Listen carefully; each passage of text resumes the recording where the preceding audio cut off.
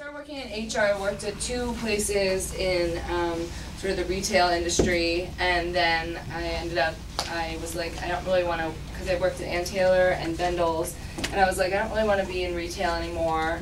And I had a lot of friends in advertising, so I actually, you know, decided once I started here, I ended up just staying here. I've been here for over 3 years. I love Saatchi, and I really don't want to be anywhere else, so I'm glad that that happened. Yeah. Did you tell them your story? Yeah, well, I graduated last May. I went to Rutgers. But when I graduated, I worked for a staffing company in New Jersey and just did not like it whatsoever. So I was saying to them that I just started like applying online. Literally, I probably applied to like 10 to 20 jobs a day. Kind of like made it my goal because I was just unhappy and I wanted something different, and I just started interviewing. And I was lucky enough to interview here, and as soon as I got here, I was just sold. I just loved it. It's just an awesome environment to work in. It's just an awesome company, so I'm happy I'm here. So, what about you? Oh my gosh. Well, I've been here a long time. I don't know if I want to say how many years, but actually no, I will. I've been here for 30 years.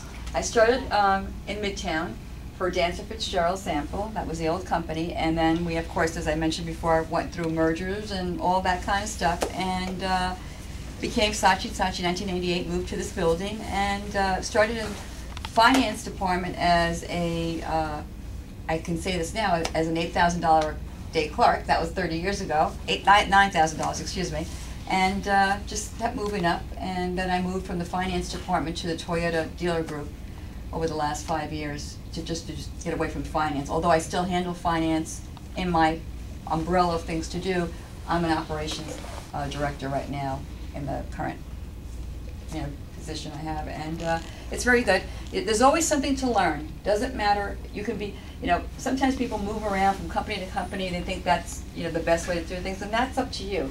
But I found moving here, up here, did the same thing for me. And I think it's been a really great experience all in this time, and I'm glad I joined this company so many years ago. So that's my 2 cents there.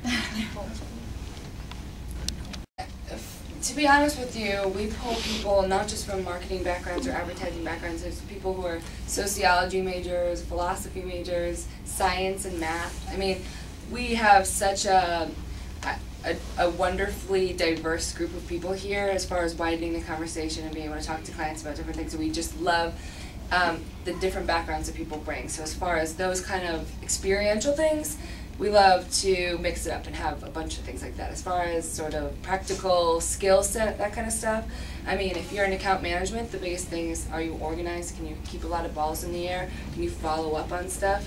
Are you proofreading everything that you're sending out and making sure that it's very clear? Are you a good communicator? Because you're going to talk to a client a certain way, and then you're going to turn around and talk to the creatives a little bit differently to try to keep them on task and manage deadlines without having them feel like you're a thorn in their side, that kind of thing. So you have to be able to read situations.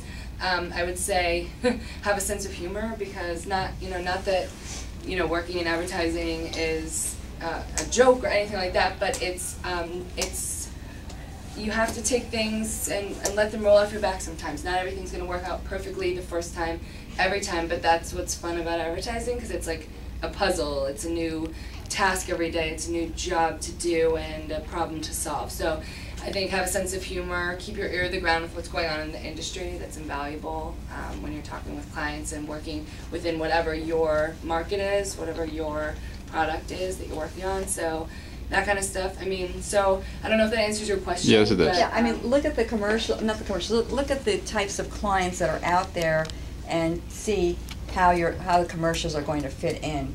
You have to make sure that every client is different, and you need to have that focus and also that type of feel for that client. Say, okay, the spot you can't have a spot that's maybe too crazy for a conservative client like a P&G. Sometimes yes, but not necessarily, where you might be able to have it on an automotive client that's really the dealer, or a client like that, or more of a retail client.